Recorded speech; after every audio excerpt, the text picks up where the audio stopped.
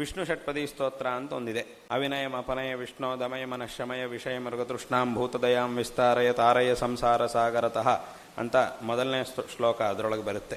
ಆ ಸ್ತೋತ್ರದಲ್ಲಿ ಕೆಲವು ಪ್ರಾರ್ಥನೆಗಳನ್ನು ಮಾಡ್ತಾ ಇದ್ದಾರೆ. ಏನು ಅಂತಂದ್ರೆ ಅವಿನಯಂ ಅಪನಯ ವಿಷ್ಣು ಅಂದ್ರೆ ಏನು, ನನ್ನಿಂದ ಒಳ್ಳೆ ಕೆಲಸಗಳನ್ನು ದೊಡ್ಡ ದೊಡ್ಡ ಕಾರ್ಯಗಳನ್ನು ನನ್ನಿಂದ ಮಾಡಿಸು, ಆದರೆ ಪ್ರಯುಕ್ತವಾದ ಅಹಂಕಾರ ಮಾತ್ರ ನನಗೆ ಇಲ್ಲದೆ ಇರುವ ಹಾಗೆ ಮಾಡು ಅಂತ ಮೊದಲನೇ ಪ್ರಾರ್ಥನೆ. ಅವಿನಯ ಅಂತಂದ್ರೆ ಅಹಂಕಾರ ಅಂತ ಅರ್ಥ.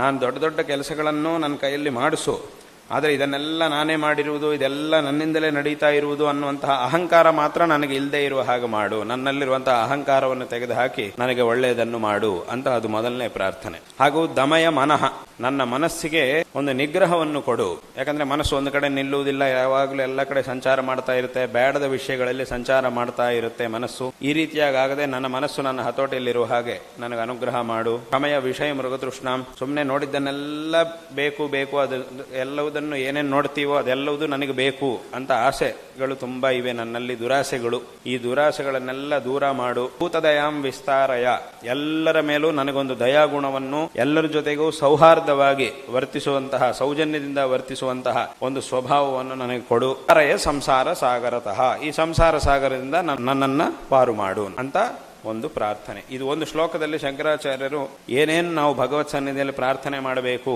ಅನ್ನುವುದನ್ನ ಇಲ್ಲಿ ತೋರಿಸ್ತಾ ಇದ್ದಾರೆ.